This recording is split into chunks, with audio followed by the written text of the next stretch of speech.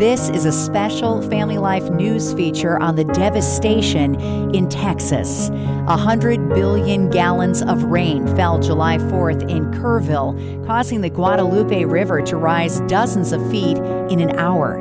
The county received more rain in one night than it does in a year.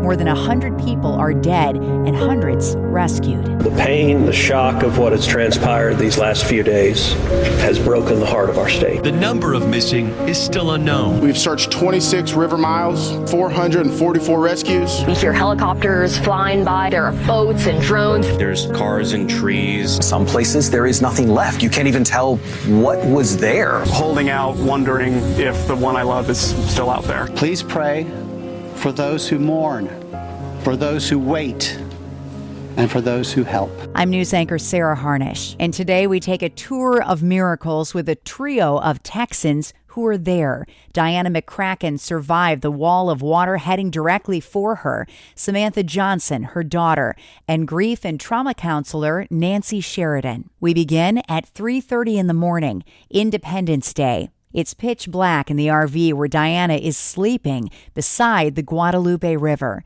She doesn't know a flood is minutes away. We got a bang on our RV. We were down in the river for the last 4 months, honestly, healing a marriage. And we got this really loud bang on the RV door. And a man said, "The river is here." And we looked out. The river was over 30 feet high, just raging towards us. And he said, "You have got to get out of here now." So I was grabbing some things, and my husband and I, we stepped out onto the ground that was dry. And very quickly, the river came sweeping up to the RV. We had a truck. And the only reason we had a truck is because my Cadillac was totaled by a deer.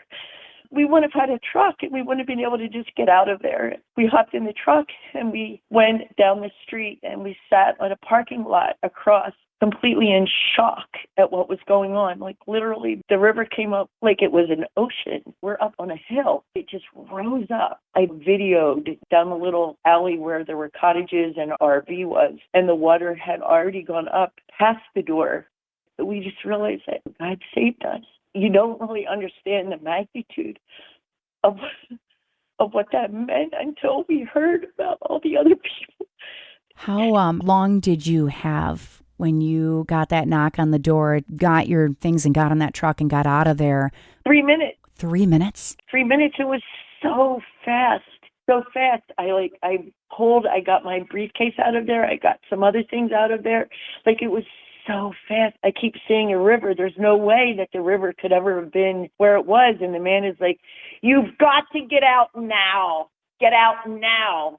And we did. And had we not listened and had we not had that on there, we would have been swept away. And then we have a rental property on the river. We went there yesterday morning. Our renter, Andrew, and his wife, he said that at 3:00 in the morning, he kept waking up and he didn't understand why he was waking up. He came out, he heard a bang because there were literally houses that were across the street from our house on the river. He saw that the house, it had 4 or 5 feet of water. He was torn. He said, "I want to go tell those people." But he said he had 4 children and his wife. So they quickly, like in minutes, scurried into their car, and they had to go down the driveway, and the water was all the way up to their door. And they got away, but they lost everything inside the rental. They did have rental insurance. But then when they came back, they saw that the house across the street had a family of 4 that was just washed right off of its foundation. There's no houses in front of our house anymore because it's all cleared off. You know what? We've lost the house. We've lost the RV. We've lost the car. We lost the motorcycle. And it doesn't mean anything because these people lost their lives. It feels like sometimes there's so much devastation. And I look back and I'm like, Father, you had us there for 4 months to heal a broken marriage.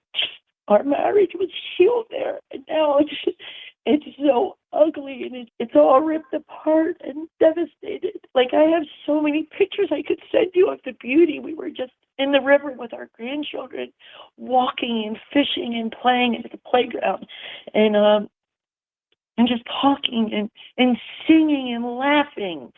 And then it looks like a war zone because there's houses and cars and there's trucks and there's motorcycles. And the truth is, although hundreds of people's lives are being impacted from losing everything, there's so much good that's going on in our community. There's so many people so willing to do everything and anything to search for people that are missing and to pray. Do you think the National Weather Service did a good job alerting you guys? No. My daughter was communicating with us at 3:30 in the morning, and she said, Mom, I'm really concerned. There's notices that the river is rising, but it stopped giving notices, and apparently it said that the river stopped at 29 feet because they didn't have any more alarms. I guess they never anticipated that it would go up higher than 29 feet, but it stopped. So we had the feeling that we were safe. Talk to me about hope. How can you have hope when you're home and most of what you had is gone, and when people that you love are hurt?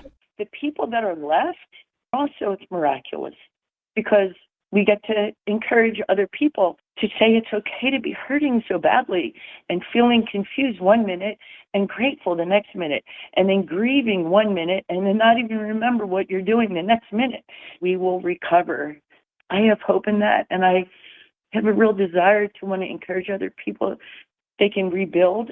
They're just so broken right now, and it's just okay to be broken. Jesus himself wept, and he went away, and he had to recover. I'm news anchor Sarah Harnisch, and if you're just joining us, we're going on a tour of miracles coming out of the flooding in Kerr County, Texas. Samantha Johnson is Diana's daughter.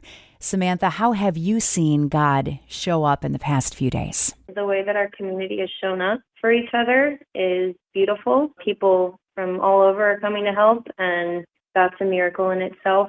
We're really praying for miracles. We're praying that people are found. I mean, I stood in the riverbed. You saw the power. I saw metal beams bent, and you just, at this point, it's like praying for a miracle. And if people can find people in trees or anywhere, like, that's God. And they are. There was the one girl that was up in the tree for quite a while and got rescued. Yeah, she traveled 12 miles down the river. And that is a miracle in itself because the power of that river, like she was dodging trucks, she was dodging refrigerators, she was dodging pieces of houses. Like the fact that anyone made it out is a miracle in itself. Was she on a mattress or was she just free floating in that raging river? I believe she was free floating. All I can picture in my head is the amount of angels that must have been around that girl, Diana, that man that knocked at your door that you'd never seen before to come and get you out. I agree. Yeah, there's many stories like that. How can people help from New York and Pennsylvania? King's Ransom Foundation. Actually, the founder lives in Kerrville, and it is in Kerrville. KingsRansomFoundation.org. We're getting a lot of donations of food and supplies, lots of organizations, and a lot of organizations right now are overwhelmed. So I would say it's going to be tens of millions of dollars to rebuild ground zero, our town, between the clearing and the houses. You cannot even fathom the devastation. There's a lot of other organizations that are local as well, but we can at least vouch for King's Ransom Foundation because we know 100% goes to the cause. There's no overhead. There's no administrative costs, and we'll be giving to people that really, really, really need it. We're going to shift gears for the last part here because the weight of what has happened in Kerrville is so heavy to process. Nancy Sheridan is a Christian grief and trauma counselor based in San Antonio. That's about an hour outside of Kerrville. Nancy, when you hear Diana and Samantha's stories, how do you see God show up? A gentleman came out of nowhere to knock on the door, and they heeded his emergency evacuation. And the rental property, the father who was woken up repeatedly at 3 a.m. to rescue his family just in time. These are the miracle stories that are going to keep coming out as we hear and listen to the people's harrowing stories of rescue and survival. But I'm thankful that throughout, as we're praying for them, for the healing and for the restoration of this community, that people are seeking God and they're sharing their miracles with us. God shows up, right? He shows up in the hardest, darkest places. There was this pastor in Texas with the First Baptist Church of Dallas named Robert Jeffress, and he had a message for those who survived and for those who were watching the story play out on national TV. And I wanted to play the bite for you and just have you respond to it, because I think this is the place that we have to keep our heads when we hear stories like this. Faith means something when it's exercised in the darkness. And right now there are hundreds of families here in Central Texas that are exercising faith in the darkness. They don't understand why, but they believe in a God who will one day, not immediately, but eventually he will make all things right. What is faith in the darkness? Basically, we get to walk through faith by faith, moment by moment, believing and trusting God in the middle of the storm, in the middle of a disaster, in the middle of a season of great loss and grief. But we get to see in the future what God had planned all along. We don't get to see it in the moment. So this pastor is speaking truth, and it's truth that brings hope. Learn how you can make a difference in Texas at familylife.org/relief.